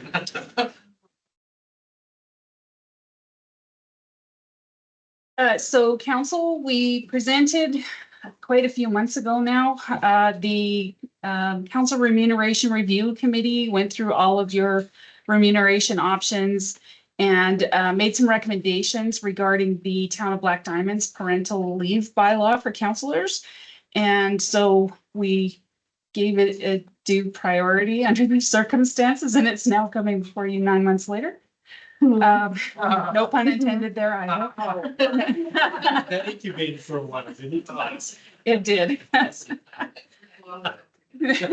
just it flowed. Yeah, sorry. Well So, played. so the bylaw in front of you contains, is basically the former Black Diamond bylaw containing the amendments that were recommended by the committee and approved in the report approvals by council. does anyone hate it? Great. So can there be a motion? You did the first motion, that Thank you. council give bylaw 2024-68, that is the correct one. The parental leave for counselors bylaw, its first reading. Colin? Oh, Councillor Thompson, please. Leave for counselors, so this only applies to counselors? Yes. That's part of the counselor. Good God. Okay, well, doesn't apply to me. No plans here. Ed. I'm gonna go down that. Okay, yep, I'm good. All right, all in favor of the first motion, Councillor Martin? Yes. Definitely in favor. All right. And then we have a few more. So we'll just go down the line. How about Councillor Kelly? Would you help me out? Love to. Thank you. That council give bylaw 2024-68 second reading. All in favor? All right, one more. Actually, 2 more, but Councillor Martin. Yes, please. That council agreed to present bylaw 2024-68 for third reading at this meeting. Oh, this one has to be unanimously approved at this time. All in favor? Looks like that's good, so we can go for number 4. Councilor Paul. The council give bylaw 2024-68, the parental leave. Oh, sorry. Yep. Agree. No, because we have to agree to present. No, we already did that one. No, here's number 4. Parental leave for counselors bylaw, third and final reading. Thank you, Councilor Paul. Sorry. All in favor? Great. All right. Ah, my favorite. 8.5. The ISDAP. So in reviewing some of our SDB documentation, as we got through presenting, we presented council first with the agreement, and then it took a while to get it forward. So when it came back, we started looking at some of our documentation again. And in the brand new bylaw, section 4.3 contains a statement that says members must be residents of the town. We thought it might be a little bit confusing since we could have the potential to have members sitting on a hearing from other places. Yeah. And so just for simple clarity, council can appoint then whoever they wish to the board within the legislated requirements. But it removes any concerns or qualms of having someone from out of town sit on a hearing if that statement is not in the bylaw. So administration is requesting to have that taken out. Are there any questions from council? So this is another one of those, you're back in grade school, you're gonna read aloud to the class. So there are 4 motions that need to be put. Councillor Kelly, thank you. The council give bylaw 2024-72 to amend bylaw 2024-60 intermunicipal subdivision development appeal board bylaw first reading. No All right. further comment. Thank you. Any other comments? Now's your big chance, because I'm not asking this again for the following 3 motions. All right, all in favor? She's carried. All right, next motion, please.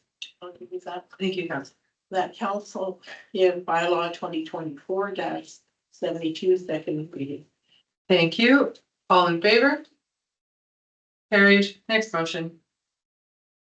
Councilor Thompson. Council agreed to present bylaw 2024-72 for third reading at this meeting. All right, calling it hands high, we'll have to agree. We do. 4th motion, Councilor Holiday. Council give bylaw 2024-72, to amend bylaw 2024-60, intermunicipal subdivision development appeal board bylaw 35. Fantastic. All in favor? Great housekeeping, nice and tidy. All right, next, last one under bylaws and policies, bylaw 2024-71 to amend yet another bylaw. This bylaw is before you to amend the council committee's bylaw to establish a council appeals committee. This committee is being set up in order to address any appeals we may receive at any time from the property responsibility bylaw or any other bylaw that is set up leaving an appeal to council. The terms of reference are simple. We've tried to keep it very, very tidy. We'll take any 3 available council members because the turnaround time is very short. And that would constitute the appeal committee who would hear that particular appeal. Yes, Councilor Kelly. The council give bylaw 2024-71 to amend council committee's bylaw 2023-13 first reading. Was I this good of a right hand for you? I was, when I saw you. No comment. Yes, you were. All in favor? Carried. Please, yeah. That council give bylaw 2024-71 its second reading. All in favor? Carried. All right, hopefully we can all agree on this one. That council agreed to present bylaw 2024-71 for third reading at this meeting. And all in favor? We all agree, and fourth and final motion on this matter. Do you want me to read it? Everyone's been reading so much. The council give bylaw 2024-71 to amend council committee's bylaw 2023-13 third and final reading. All in favor? All right, action items. 9.1, community support grant, Griffiths Community Center roof replacement project. Hey, Chair, I'll turn it over to Minik, see if she has any comments. Good evening, council. I appreciate the opportunity to present this. As you can see from the report, the Griffith Community Center is in need of a new roof. And they are short some dollars. They do have some funding through grants and they're requesting $3,000 from the town. In the report, I brought forward some of the financial commitments that we've already made to them on an annual basis, which amount to approximately $1,400 in terms of waiving their utility costs, so garbage and waste, as well as, or I should say, sorry, recycle 3Stream. And they are also an additionally named insured on our policy, which provides them preferred rates. At this point, council has not provided any additional funding to most of the applicants beyond $500. I would suggest that this is a special project and it does fit within the criteria. Therefore, I have brought it forward for your consideration. Councilor Gordon has a question for you. It's just to clarify, because who owns Griffith Center? The Griffith Center Society. Okay, so on that point, as a follow-up, do we still cover their insurance for the building? We do not pay for it. However, they are attached to our insurance as an additionally named insured. So should they have a claim, it would affect the town's insurance. Yeah, so, And yet there's no relationship. no, I know. No. So they're able to be applied to our policy because we've listed that location, but they're the owners of that location to receive the benefits of any discounts we might get. There is an agreement in place that was signed in 2021, I believe, by the town of Black Diamond, and it provided that privilege to the society. We have not offered the same to the Valley Neighbors Club, and they have requested it in the past. Yeah, I don't want to speak out of turn because I'm not in the role of an advisor anymore. I just get to coach them. I wouldn't mind having that reviewed with our insurance advisor and have a report come back to council on how that works best, if you wouldn't mind. Certainly, if I may, through the chair, I can report on some of it because there's been some initial discussion, and it is up to the town as to which organizations they wish to add as an additionally named insured. So there is nothing that prevents it other than should the town decide that it doesn't want to continue with that relationship. Yeah, because I just have some questions about that, but I'd rather let our advisor take care of that one. Yeah, Chair, if I may, I could just jump in. I know our CFO had similar thoughts on that too, so I think this is something we can certainly look into. Yeah. Councilor Gordon, would you like a motion to that effect, or are you satisfied? If I'm gonna make a motion on that, I would suggest we stick with what we've been doing with our community support grant up to this point in time. Oh, no, I meant for the insurers, the insurance request. Oh, for the The insurance request? information you requested. Do you need a motion on that one? Council directs administration to review with our insurance advisor how the initial named insured will work on our policies and bring a report back to council. Post haste. Love saying. Sometime by August, I guess, our August meeting. Give you a month and a bit to work on that. Yeah, it's reasonable, Chair. Any comments? Yeah, just, I have a comment, yeah. Yes. Yeah, I think the Valley Neighbors Club has come to us and we've had that conversation. I think we need to have a bigger conversation about 100%. about what we're going to insure and what we're not, or at least allow insurance or insurability to.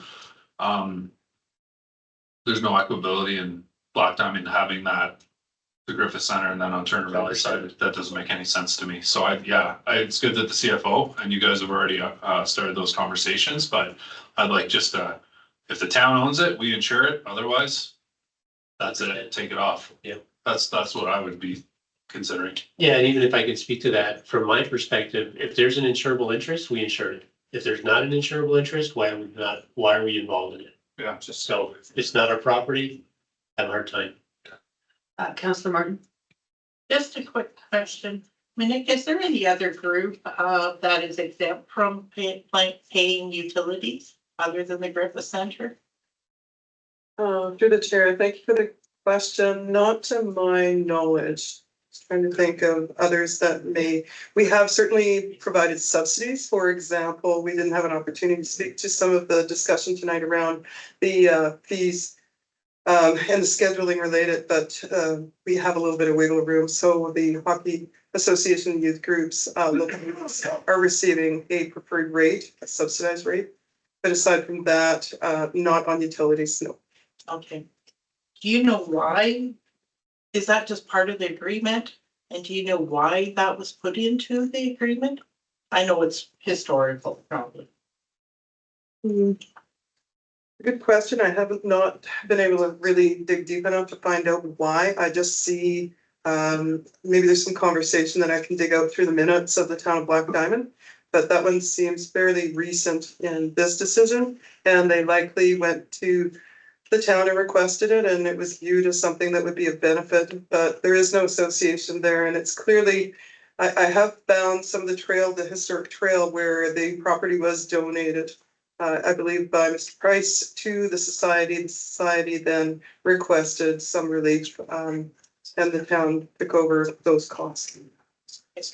I will give you the motion. Oh, there's already a motion on the I'm table sorry. about the request for more information regarding insurable items. All in favor? Oh, I'm sorry. That's good. No, that's my job to keep track of that. And very much to you. I screwed up. Now we'll take. Now I'm all ears. That council approved the Griffith Community Center roof project grant application request in an amount of $500. That's what we've been giving other groups. Yep. So that was my motion. Thank you. Everyone understands the motion? No discussion? All in favor? All opposed? All right. Moving on. Next, community support grant. Oh, sorry.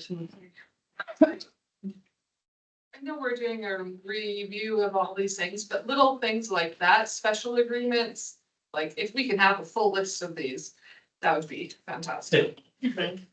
Chair will, Adam keeps adding to his list. we're gonna have a pretty substantive list, but I think as time goes on, more and more things will continue to come up. But Bubbling up. point well taken. All right. Well, maybe. Community support grant, High Country helps operating as Turner Valley Community Garden. Thanks, Chair. Anything to add, Minik? Thank you, CEO Davies, excuse me, just to maybe let council know that we've had some great information come forward recently whereby the Diamond Valley Community Garden and the Turner Valley Community Garden have now formed into a society status.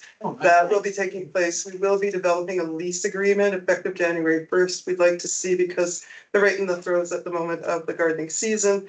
And we will be working on a lease agreement with them. So this grant will ultimately help both of those organizations. You wanted to do a motion? I will. Thank you, Councilor. So would love to. Or did you already? I already did, so the amount of $500. No. I have to use this one if you're. All right, yeah. All right, it's Mr. Owen. That council approved the High Country Helps operating as Turner Valley Community Garden grant application request in the amount of $500. All right, any discussion? No, great. All in favor? All opposed? Sorry, we gotta ask both. Yeah, important. Next on the docket, final HCSPCA and Community Support Grant Christmas Market Support Request. This one. Thank you very much. The council approved the High Country SPCA grant application request in the amount of $500. All right. All in favor? All opposed? And that's carried. Okay, and that concludes our agenda. I should carry on the tradition that Barry does and read that we have no administrative inquiries. And we have no, all right, it's just adjourned, 8:43.